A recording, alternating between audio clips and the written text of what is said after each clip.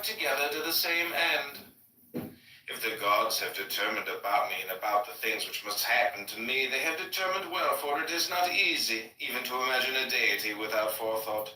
And as to doing me harm, why should they have any desire towards that?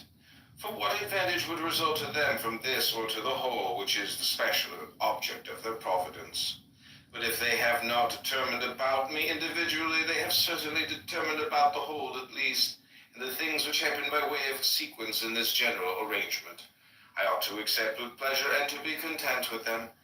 But if they determine about nothing which it is wicked to believe, or if we do believe it, let us neither sacrifice, nor pray, nor swear by them, nor do anything else which we do as if the gods were present and lived with us. But if, however, the gods determine about none of the things which concern us, I am able to determine about myself, and I can inquire about that which is useful, and that is useful to every man, which is conformable to his own constitution and nature. But my nature is rational and social, and my city and country, so far as I am Antoninus, is Rome, but so far as I am a man, it is the world. The things, then, which are useful to these cities are alone useful to me. Whatever happens to every man, this is for the interest of the universal. This might be sufficient. But further thou wilt observe this also as a general truth, if thou dost observe that whatever is profitable to any man is profitable also to other men. But let the word profitable be taken here in the common sense as said of things of the middle kind, neither good nor bad. As it happens to thee in the amphitheatre and such places that the continual sight of the same things and the uniformity make the spectacle wearisome, so it is in the whole of life. Return to thy sober senses and call thyself back. And when thou hast roused thyself from sleep and hast perceived that they were only dreams which troubled thee, now in thy waking hours look at these the things about thee as thou didst look at those the dreams.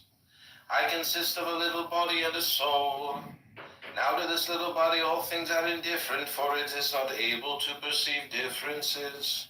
But to the understanding those things only are indifferent, which are not the works of its own activity. But whatever things are in the works of its own activity, all these are in its power. And of these, however, only those which are done with reference to the present. For as to the future and the past activities of the mind, even these are for the present indifferent.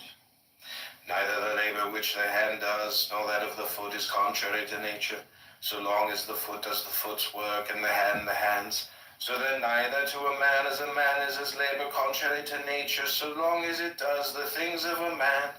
But if the labor is not contrary to his nature, neither is it an evil to him. How many pleasures have been enjoyed by robbers, patricides, tyrants? Dost thou not see how the handy craftsmen accommodate themselves up to a certain point to those who are not skilled in their craft? Nevertheless, they cling to the reason, the principles of their art, and do not endure to depart from it. Is it not strange if the architect and the physician shall have more respect to the reason, the principles of their own arts, than man to his own reason, which is common to him and the gods? Asia, Europe are corners of the universe, all the sea a drop in the universe, Athos a little clod of the universe, all the present time is a point in eternity. All things are little, changeable, perishable, all things come from thence, from that universal ruling power, either directly proceeding or by way of sequence. And accordingly the lion's gaping jaws, and that which is poisonous, and every harmful thing as a thorn, as mud, are after products of the grand and beautiful. Do not then imagine that they are of another kind from that which thou dost venerate, but form a just opinion of the source of all.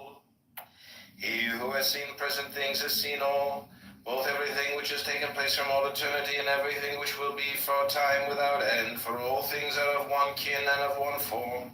Frequently consider the connection of all things in the universe and the relation to one another.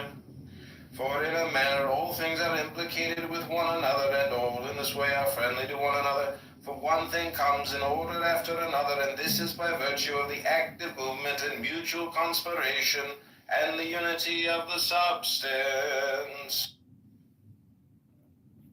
Always remember the saying of Heraclitus, that the death of earth is to become